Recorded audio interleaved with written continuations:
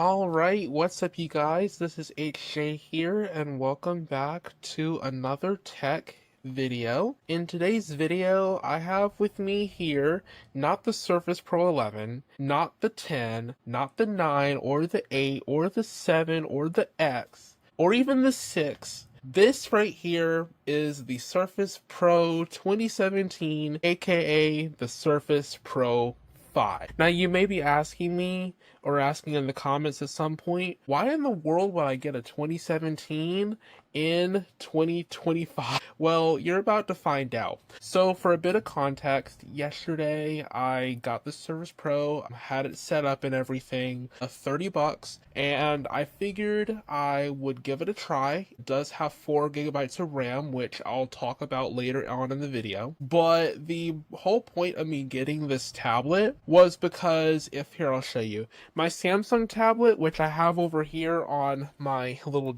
cubby tray up here, the Samsung tablet has one major issue, and it's fast, it's the S9 FE, but it has one major issue, and that is the operating system. Because the operating system is running Android, a lot of the Windows programs that I use in the tablet, or this tablet that I would use in that tablet, gosh, can't talk this morning, those programs would not work on Android. And because I could not get those programs to work on Android, I found myself having to carry around multiple devices. Sometimes I'd have my gaming laptop, my ROG Ally, or my Nintendo Switch, and a tablet in one bag. And so I figured, well, wouldn't it be cool just to kill 2 birds with 1 stone and get a tablet that can also be unrestricted in terms of the operating system so I can run my Windows programs? And for a bit of context, this one has the M3 processor from Intel, 7th gen, so it's not the Pro 4, doesn't have the flickering issue that the Pro 4 had.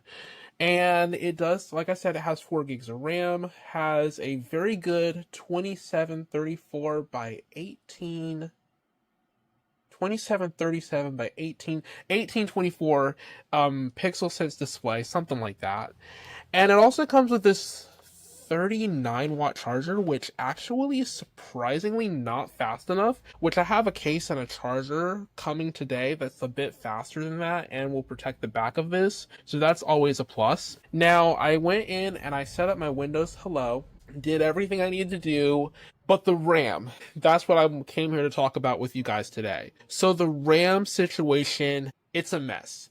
And the reason why it's a mess is because used to be, back in the day, 2017, I was like 15. 2017, I was 14 going on 15. So when I was like a 14 or 15-year-old, 4 gigs of RAM was, yeah, do what you want to do with it. Yeah, push on, Microsoft. But nowadays, after 2019, 4 gigs of RAM became bare, and I mean bare minimum for any application nowadays. Some apps won't even launch unless you have 16 gigs of RAM now. So, with that being said, this is half of 8, a quarter of 16. So it's kind of interesting. So I'm going to go ahead and open this up and talk about the hardware a little bit more on the outside, and also give you guys a rundown of where I found my problems. So let me set my camera to the side here. This thing's very difficult to work with. Prop this thing up. And it was very interesting getting it set up, because what I had to do is I had to wait for so many updates to install. And also the thermals weren't bad. It's passively cool, so it's not bad, but it also did throttle a little bit, so I did notice some thermal throttling because this is running Windows 10. God hallelujah, this thing's not running Windows 11, because if this thing was running Windows 11, your PC would be bricked. I promise you, it would be bricked. So that's always a plus. We're not dealing with a bricked Surface Pro, because this thing can't even install Windows 11. Please, if you try to hack Windows 11 onto your Surface Pro 2017, do not do it to yourself. You're committing PC suicide if you do that, in a metaphorical sense, but that's essentially what you're doing. So the whole RAM situation that I came here to talk about, see how this app is not really loading as good as it's supposed to. It's really slow to load in. Now, moving around the operating system, it's okay. You can move around. and it's a little slow to load up some things. It might take a hair second longer. Like, okay, think of it like a Samsung tablet. I'm comparing the 1380 in my S9 FE to the Snapdragon 8 Gen 2 in the S9, the full S9. If you take those processors, for example, the S9 FE has 6 gigs of RAM, which is a lot for an Android tablet, but it still takes 5 seconds to load an application for like a YouTube video or for like a background application. For the 8 Gen 2, it takes more like a second to 2 seconds. The same thing applies with the 2017 4 gig of RAM versus 8 gigs of RAM, which only takes like a split second, maybe 2 seconds to load at best. The Surface Pro 5 with the 4 gigs of RAM is going to take around 3 to 5 seconds, maybe 7 at best, or at max, to actually load in a full application.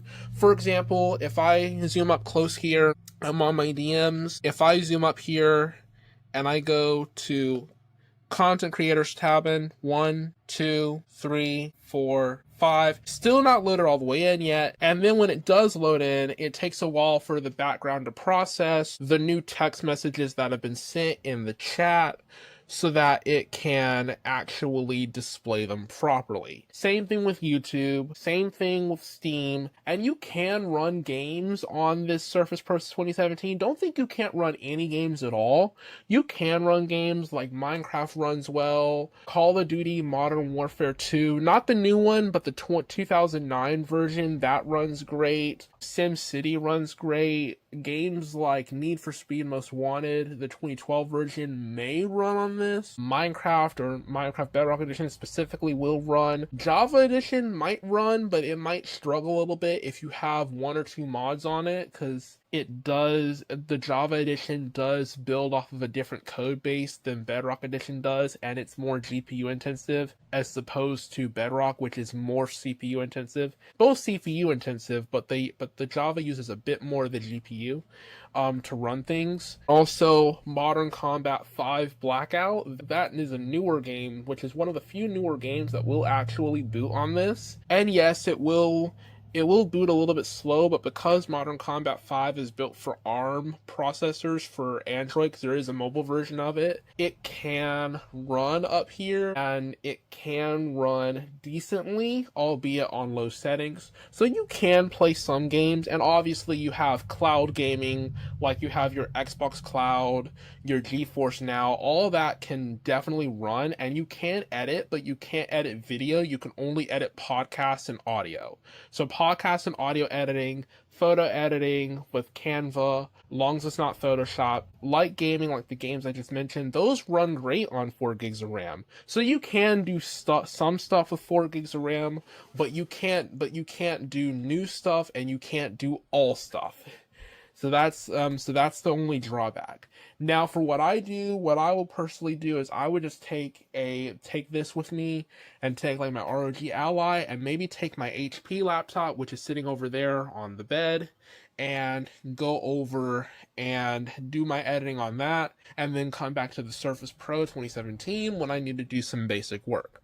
That's perfectly fine. I might bring my ROG Ally and use that to play a game. That's fine. That's perfectly fine. That's normal. Now let's talk about these ports, because I got sidetracked with the performance. So while we're over here, I'm going to talk about these ports really quickly. So on the right hand side, we have the Surface Connect port, 39 watt adapter. I ordered a 65 watt adapter so I could charge it faster. And then you have a USB-A and a mini display port.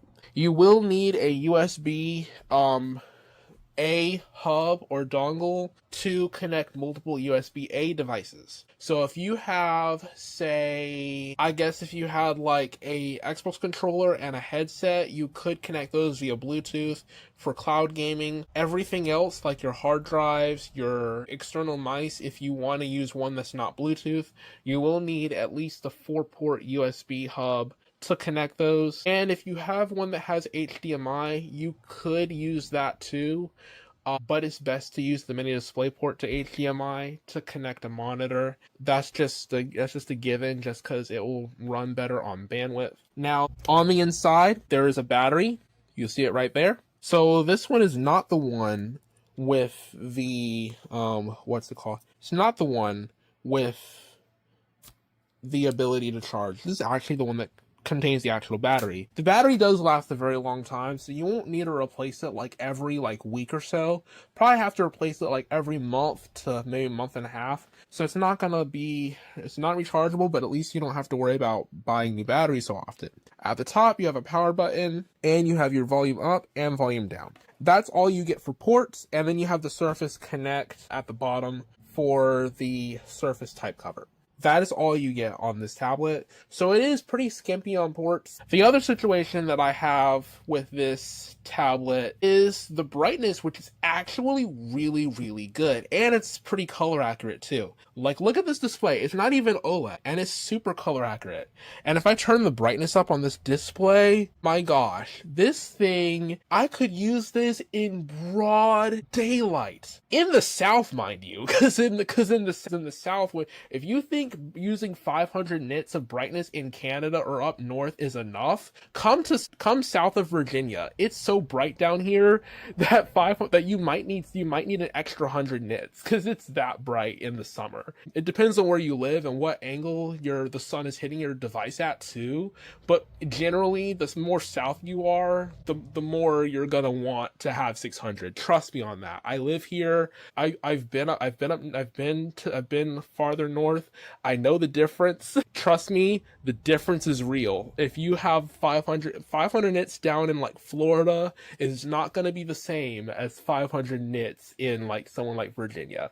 The where you live makes a huge difference on that, but that's besides the point. The point is the screen is bright. I could use this in broad daylight in the South, and this thing still, I can see the screen really, really clear, and that's saying something. I've used 300 nit screens before. I've used the ROG Ally screen with 500 nit display and a matte screen protector, and still can't see the screen down here. I think this one might measure around the same, if not slightly higher for my panel, but because this is a tablet and because the screen brightness is a little bit more on auto, you can see this outside. If I went outside right now, I can promise you, I could turn this thing to the sun. I'd still be able to see 70 to 80% of the text. There might be some reflective spots or some glare in the top corner or the bottom corner of the screen where there's not a lot of anything to block the rays from bouncing off of it, because you're not sitting in front of it. But generally, to just view the center mass of the screen with a video playing or just playing a game or anything, you can actually see the screen in the South. That is good. That is really, really, really good. So that's awesome. The fact that you can see the screen, bravo Microsoft, and it's color accurate, bravo. And this is not an OLED. It's not an OLED, but you have a very good color accuracy. That's all I could ask for for a display. And that's where I think this device stands out. This device really stands out for that, being able to use it outdoors, to use it for basic tasks. Maybe you have a job or something that doesn't require you to do a whole lot. You might do some spreadsheets or something. This is going to be one of those devices that you can have, albeit not spreadsheets, probably PowerPoints or Word documents, because spreadsheets, you will need a numpad. Buy a numpad. If you need a numpad, go to Five Below, go to Staples, buy a numpad. Please, don't try and use the number keys. Don't do it to yourself. Go get a numpad. You're gonna need one if you're an accountant. I promise you, you will need one. But still, it's really good. Also, this keyboard deck, I don't know if you've noticed. My God, it's satisfying. And it's good travel too. Let's see, what's this actuation force? That's actually pretty good. Actually really good keyboard. And what's so crazy about it is it's only 1 millimeter to 2 millimeters thin. That's crazy. That's insane. And it has that much travel. 0.5 to 1.7 millimeters. I'm sold every single time. You could give me a 1.3 millimeter keyboard. I'm gonna take 1.5 to 1.7 over that 1.3. And that's saying something, considering I usually don't care about my keyboards, but this keyboard stands out, and the backlight's bright too. Like, I can see the backlit keyboard on my camera and the window is open. That's how good this backlit keyboard is. It doesn't do it justice looking at it through the camera. You have to see it at night, and you have to, or in the dusk or evening, you have to see it in person to know how good the backlight on this keyboard is. I am actually, if I look at this at an angle, guys can it's on the 3rd level of brightness, so it is on the max brightness for the backlit. But if I zoom in, that's actually really good brightness on this. That's actually really good for a backlit keyboard. But another thing that's really interesting, you have a function lock, so if you do need to use the function row and not the action keys, you can do that. It's not like the HP laptop that I have, again, over here, where you have to manually toggle it through the BIOS to change it to lock the function row, and then go back and restart to undo it. This one actually has it built into the keyboard. I know there are some Dell keyboards. I believe it's the Dell Inspiron, Latitude, and I think some of the XPS line that do have the function lock built into the shortcut, and press function plus escape to lock it. But other than that, most laptops don't have that. Most laptops have it where you have to go into the BIOS to change action keys, and that's really helpful that this one is built right onto the keyboard. So good job there, Microsoft. Something else interesting to note, and I don't know if anybody else noticed this because it's slightly off topic, but if you guys notice that the laptops that are classified as ultrabooks or work laptops or office laptops, most of those have the action keys enabled by default, whereas pretty much every single gaming laptop has the function row enabled by default. So it's vice versa from their work and office counterparts. I don't know if you guys noticed that. I had a Victus and an Acer, and or I have the Acer still, and both of those function row, but this one right here, action keys. So I think it's just every manufacturer, when it comes to their class of laptops, has one class with action keys by default, and the gaming class with function keys by default, since gamers use function row more than action keys. I think that's just a normal thing for them to do. And also, one more thing is the sound of this thing. So the sound of this laptop gets pretty loud, and you can adjust the volume from the keyboard, from the display, from the operating system, or from the volume rocker at the top, like I talked about before. And it does sound pretty good. I'm not going to play music for copyright issues, but what I can do, I can play one of my own videos, so you guys can get a general idea as to how loud it sounds. And it's on 20% volume. I'm not going to blow out your eardrums. So let me see if I can pull up one of my own videos. I'm going to pull up my trailer for my channel, so you guys can see just how amazing the speakers sound. Yeah, that's actually pretty good, and it actually sounds pretty clear. Videos release often, and as always, don't forget to like, comment, and subscribe, and I'll catch you guys in one of my future videos. So it actually sounds pretty good. And the good thing about it is that actually the speakers do carry across the room. So like if I were to stand on the opposite side of my room, a lot of laptops, they can get distorted at loud volumes when you're standing at a distance. This one actually does not do that, and it actually doesn't seem to get distorted at all at loud volumes. And I could have this thing on max, it would literally carry into the living room or into the kitchen, which is like several feet away. That's how great these speakers let this thing sound. And if you enable Dolby Atmos, it's going to sound even better. Because if you enable Dolby Atmos on the performance mode or on the movie mode, it will bump it up a little bit in volume, and that does help a lot. And pro tip, if you do that, make sure you enable movie mode, because movie mode sounds substantially louder, and on laptops that do not have very good speakers, it makes the distortion a lot less. So just make sure you have Dolby Atmos and enable that so you guys can take advantage of the improved speaker quality, because it makes a huge difference. So anyways, I hope you guys enjoyed this video. I hope I helped you guys with the overall impressions of this video. Let me know in the comments if you want to see a gaming test on this. I'm a little bit skeptical about saying that, because it's not that I don't want to do a gaming test, I do, but it's gonna be kind of hard to run some stuff. So let me know if you guys want to see that, and I'll catch you guys in another video.